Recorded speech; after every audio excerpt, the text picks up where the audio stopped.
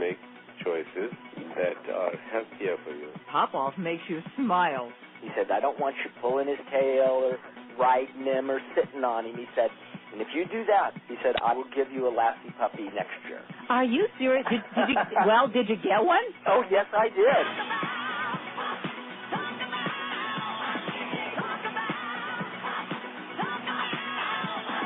And now it's time to Popp Off with Mary Jane Popp.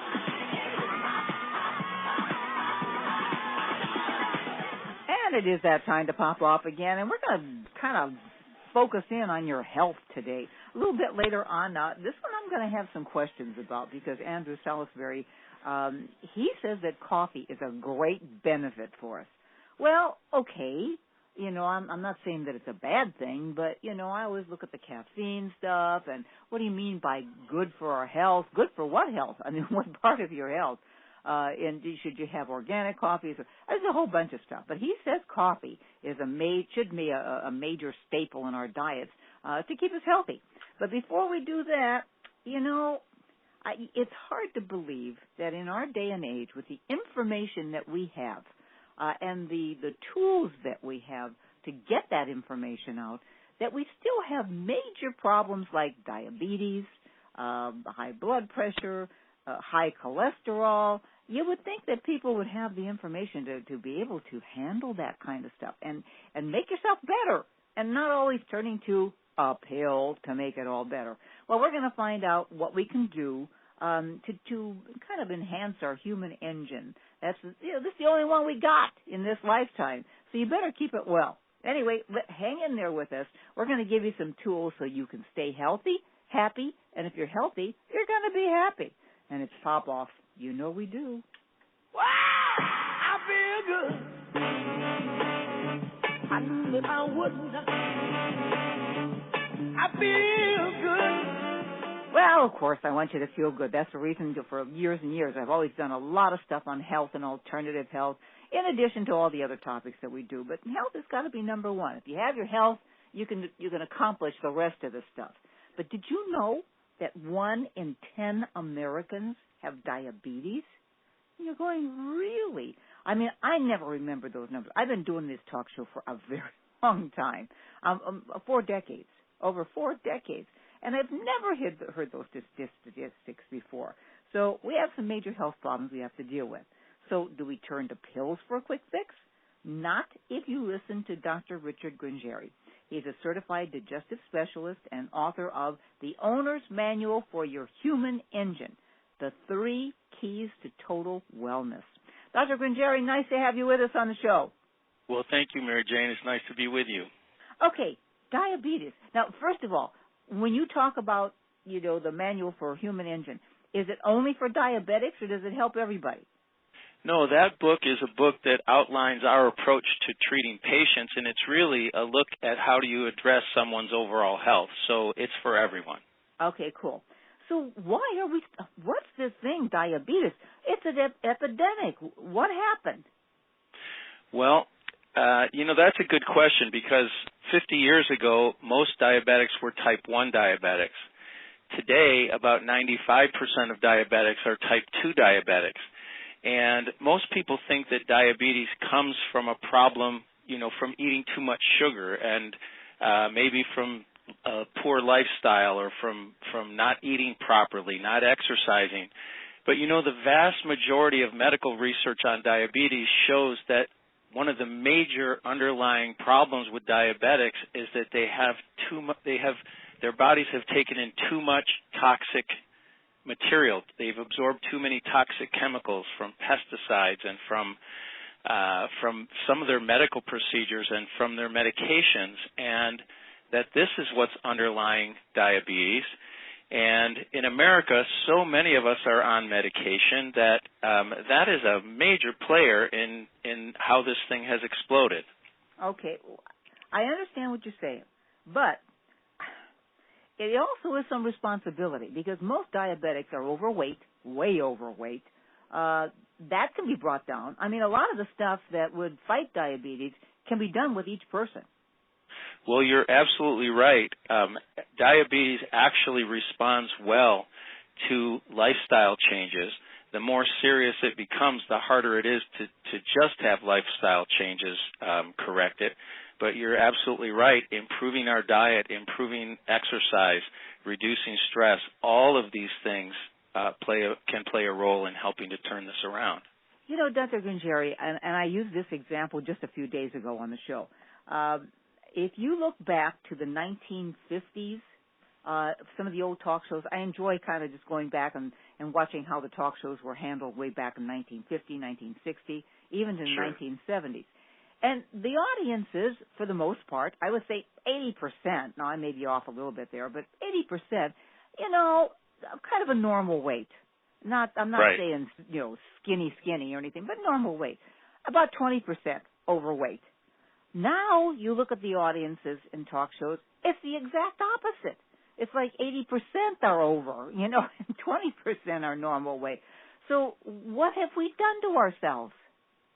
Well, you know, way back in the 1960s or maybe even late 50s, what was promoted was that fat was causing heart disease. And so people were told to stop eating fat, to eat more whole grains, to eat more fruits and vegetables, but a lot more carbohydrates and cut way down on the fat.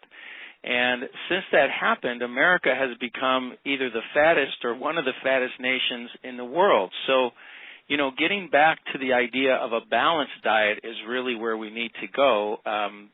You know, this idea of lots of grains, et cetera, is probably the big thing that made us all fat. Well, and there's good fats and bad fats, though, too.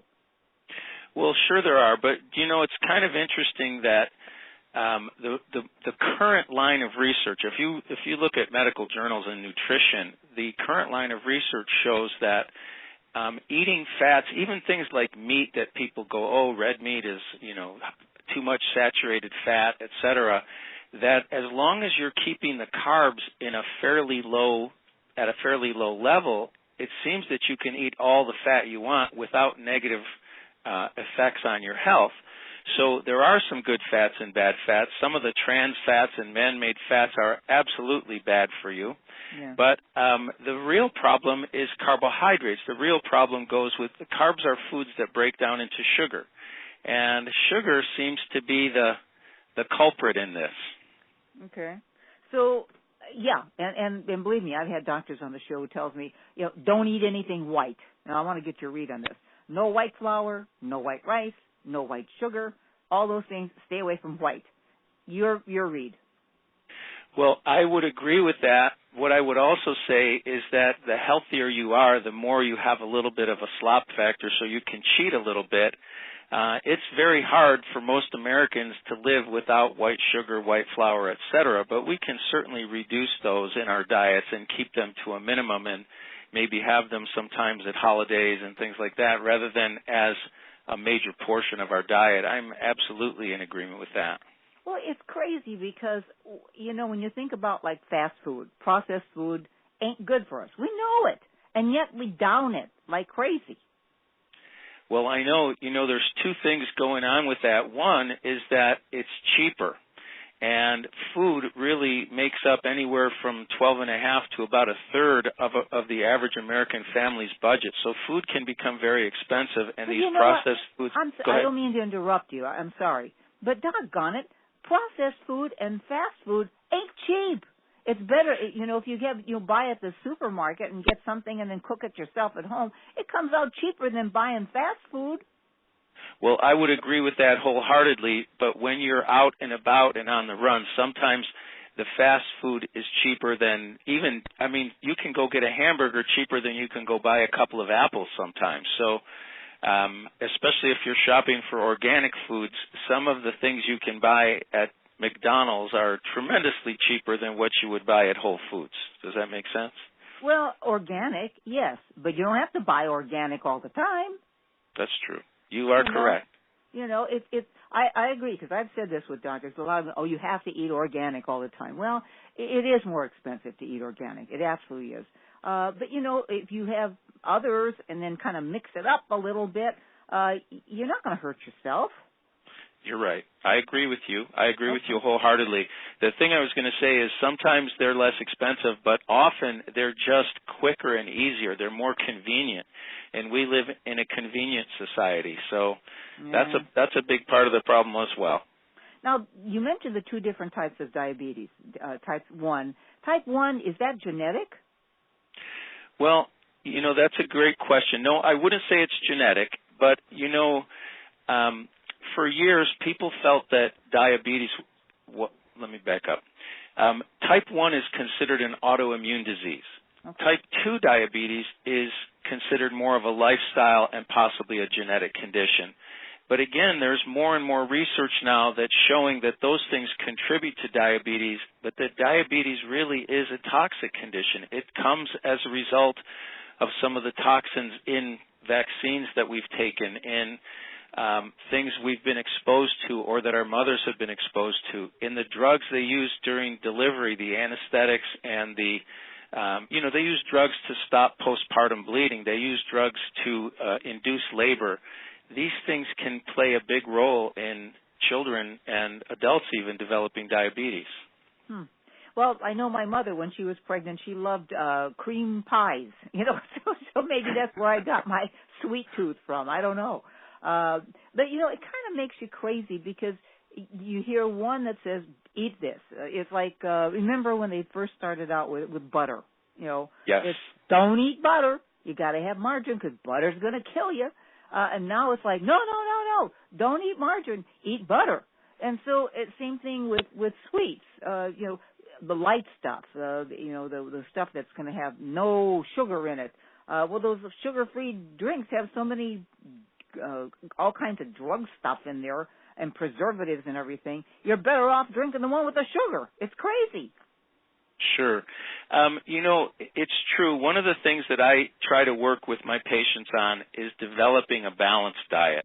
And that's what Grandma used to tell us, right? It's like eat a balanced diet. So the thing about it is that we need a balance of carbohydrates, proteins, and fats. And, people go on very low-carb diets, for instance, and they lose weight and they do great, like with the Atkins diet, but then they don't stay on it. They have a hard time sticking with it. So really, you can put people on very strict diets, and usually vegan diets, for instance, will work to help people lose weight, but many, many people who start these diets can't stick with them, and then they feel like they failed. Mm-hmm. So my goal always in working with patients is to have them have little successes, to put together a bunch of little successes along the way. Usually they gradually lose weight, their sugar comes down, their blood pressure comes down, their cholesterol comes down, and as all of these things are normalizing and they're learning some new habits, they do better. When you try to make people change drastically all at once, it rarely sticks. Gotcha. Now, this whole thing with, like, high blood pressure, yes. That's, again, there's another one. First of all, it was, 140 over 80, and that's kind of, you got to be starting to be careful a little bit, or 140 over 90. Now they're bringing it down to like 120, 115. It's like every time they keep changing it on us. We don't know what's good for us anymore.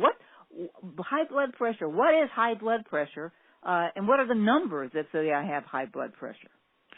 Well, that's a very good question. And, I'm going to be a little vague on this for one reason, and that is that it changes so frequently. Thank you. Yes, when I was in school, just so you know, I've been out for 30 years now, but when I was in school and we were studying for the state board exam, we were told that in an adult, especially someone over 50 or so, up to about 160 over 95 was considered normal. Oh, now, really? Imagine that, right? Yeah. And then after a while, they lowered it to 140 over 90, and then they said, well, 120 over 80 is normal, but between 120 to 140 and between 80 and 90 is pre-hypertension, so pre-high blood pressure, and they began treating people with that. And, I do think it's gotten totally out of whack because in 2014 they came out and said if you're over 60 and you're diabetic, If your blood pressure is 140 over 90 or less, you don't need medicine. If you're not diabetic or have kidney problems, 150 over 90. And then just recently they came out and said 115 over 70 or something. So they change and change and change. And what I will tell you is I think we should err on the side of a little bit of conservatism regarding medication on this one because just as an example, there's a type of medicine called calcium channel blockers. It's one of the primary medicines that they use for high blood pressure. And studies show that taking the medicines increase the risk of heart attack, increase the risk of stroke, cause brain fog, cause confusion, and increase suicide rates by over 500%. Now, the reason that we take the medicines is to reduce the risk of heart attack and stroke, and they dramatically increase these things. I work with a lot of diabetics. One of the major drugs that's used to handle blood pressure is called diuretics, and these are drugs that make you pee. So they make you lose fluid, and therefore it lowers your fluid volume, and so the pressure lowers. But the interesting thing is that diabetes is a disease of dehydration. Actually, it's shown that diabetics are dehydrated, so they take a person who's dehydrated and put them on a medication that dehydrates them more, and it also, by the way, raises their blood sugar. So the medication route is sort of a trap, and once people are in it, the only way out is to get some real guidance and counseling and some help to do some healthier lifestyle changes to slowly regain your health to the point where the medicine is no longer necessary. Got it. The other one is the cholesterol. And I can use myself as an example because for the longest time, I had doctors, oh, my God, your cholesterol is way too high. It was like, 250 or something like that. But my HDL was 149, which they said, that's not possible. Well, yeah, it is, for some people. So they said, well, then I had another doctor say, well, your LDL is in your HDL. They kind of cancel each other out if it's that high. You don't know what to believe anymore. I've gotten to a point where it's not too bad right now. It's like 210. But for me, that's okay. It's not. I don't have any other issues. It seems like my HDL is still really high. So should I not worry? I mean, you don't know anymore because it keeps coming out and keeps changing. I don't know what's good anymore. Aren't they saying like should be, I don't know, 100 total now, something like that? Okay, so you know what? Again, I believe that pharmaceutical companies have kind of taken over healthcare in America, and that they are pushing medication sometimes when it's really not necessary. So, for example, when I started in practice 30 years ago, they told us that normal cholesterol was up to around 310. The same year, the statin medications came out, they lowered it to 240, and 5 different companies could prescribe statin medications. They had 5 different companies that had statins for sale. And then they began to complain that they weren't selling enough medication, so they said, well, 240 is the top end, but we really want you below 200. And this dramatically increased the sales of these pharmaceuticals, of these statin medications. But the interesting thing is that study after study after study on statins showed that they didn't work very well. Now, you were talking about yourself, and you're a woman, and statins, I've never seen a study that showed that statins lower the risk for heart attack or stroke in women. So, the whole reason to take cholesterol medicine is they say it clogs your arteries, and if your arteries clog, you're going to have a heart attack or stroke. And yet not one study shows that I'm aware of shows that it's helpful in women. There are numerous studies that show that if you're over 60 or 65, even if you lower your cholesterol significantly, it still doesn't reduce your risk of heart attack or stroke. So these medicines are some of the more toxic medications. The statin medicines that they use for cholesterol are some of the more toxic medications that are used, and yet they really don't have a very good track record. So I will tell people who have questions, maybe they can contact me and we can talk about their personal situation, but I will tell people that if they're kind of wondering and they're borderline, I would err on the side of not taking the medication because the studies on statins just are not good. I'll be darned. Now, in the last few minutes that we have here, you say you have 3 keys to total wellness. Okay, let's briefly go through those keys. Okay. Well, years ago I was working on a graduate degree in neurology, and the instructor said that the body is just like an engine. It requires fuel to run, it requires oxygen to run, and your car needs a spark plug. Your body needs the electrical activation of your nerve system. And that really hit me like, hey, that's really true.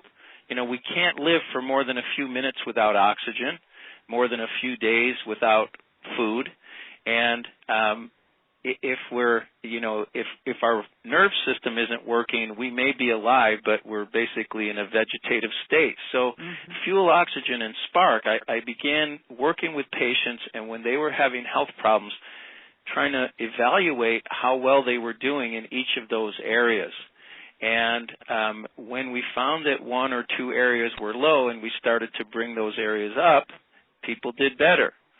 So the interesting thing, for example, when I looked up the definition of diabetes in Dorland's Medical Dictionary, which is a very trusted medical reference book, it basically said diabetes was a digestive problem, it was an oxygen deficiency, and it was an inability to combust the fuel, and combustion is like the spark. Do you understand? It's like oxygen, fuel, and spark. They said it right in the definition. Mm-hmm. So if it's a problem with those things, it seems like the treatment should actually address those things, and yet our current treatment does not. Okay. So what do you address?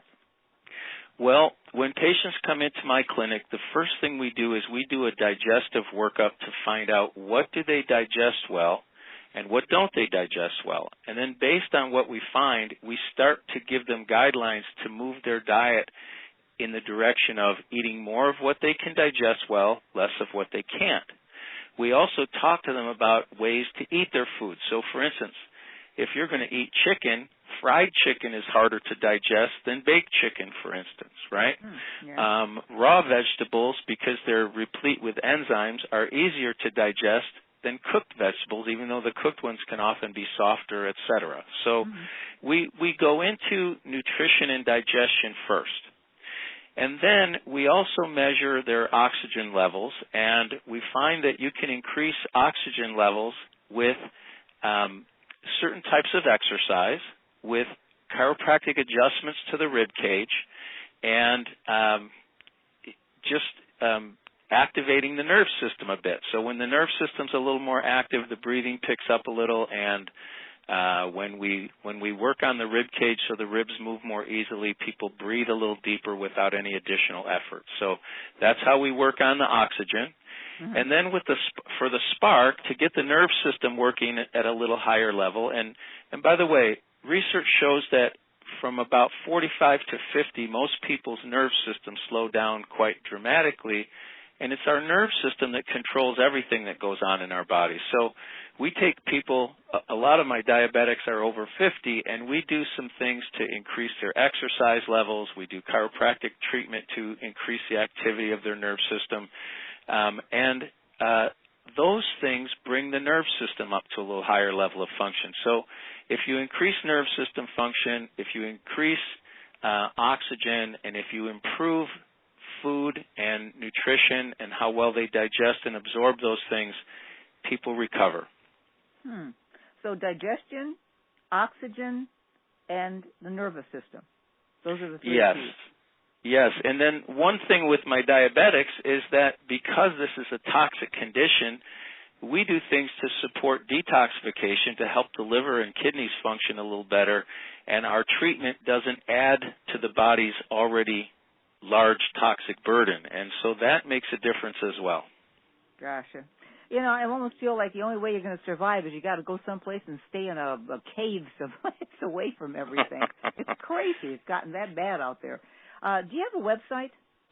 Yes. My website, you can either type in humanengineclinic.com or humanenginedoctor.com. Okay, humanengineclinic.com or humanenginedoctor.com. And the book itself, the owner's manual for your human engine, I assume is available every place?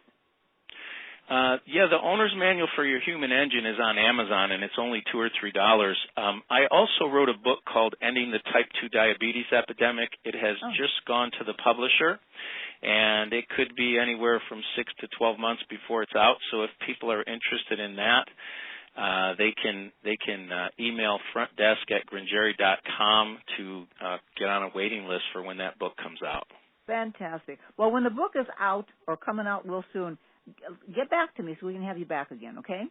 That will be tremendous. Thank you. Thank you very much for being with us. And you know what? We're going to keep plugging no matter what, Dr. Gringeri. Atta girl, Mary Jane. Thank you.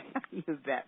That's Dr. Richard Gringeri, and right now it's the owner's manual for your human engine, but the other one's coming out real soon. We definitely will have him back again. I'm trying to give you as much good information as possible. Then you got to do it yourself. Did you know that some 10 million affected by TMJ? Thanks so much, Dr. Gringeri.